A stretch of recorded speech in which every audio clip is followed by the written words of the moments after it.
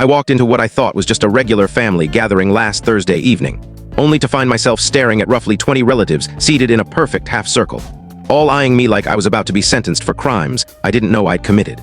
Let me start from the beginning. I'm 28 and I'd been with Layla for 2 years. We met at a mutual friend's birthday party.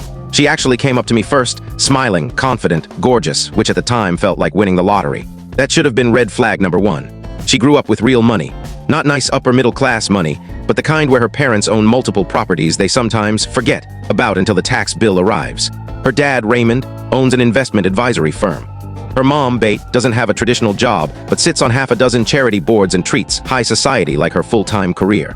The entire family moves like they're the main characters in a show about inherited privilege. Me?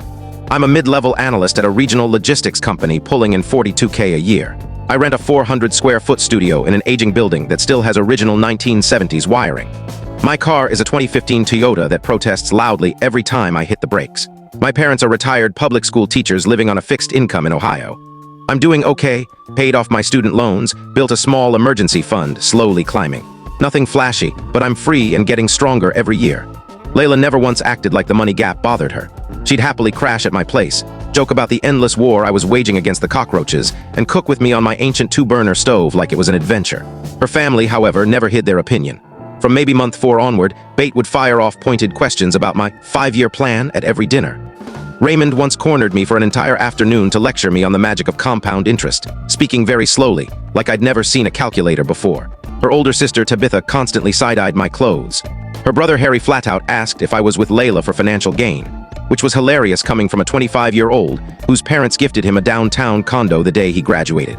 But I stayed because Layla swore she loved me exactly as I was. She promised her family would warm up eventually. I believed we were real. 2 weeks ago, she texted me that her parents wanted a big family meeting and my presence was non-negotiable. She said it was about our future. I actually got excited. Maybe they were finally ready to accept me. I wore my only decent suit, the one I saved for weddings and funerals, drove to their sprawling suburban mansion with a 3-car garage and the lawn that looks airbrushed, and walked inside. The furniture had been rearranged into a courtroom. One lone chair in the center, 20 others forming a perfect arc around it. Every aunt, uncle, cousin, and a few people I'd never even heard of stared at me in total silence. Layla was on the couch beside her mother, face blank, almost serene.